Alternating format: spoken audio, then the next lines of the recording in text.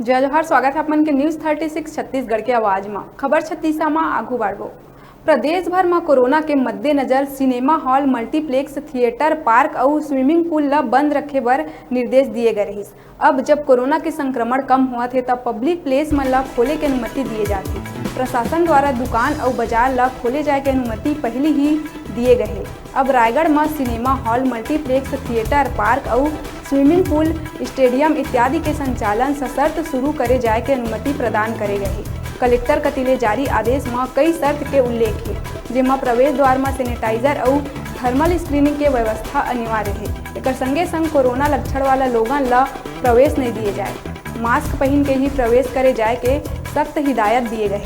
Covid निवारण उपाय के पोस्टर प्रमुखता से प्रदर्शित करे जाए के संग कोविड निवारण उपाय मन के बारे में जागरूकता फैलाए के ऑडियो और वीडियो क्लिप ला नियमित रूप से चलाए जाना अनिवार्य करे गए।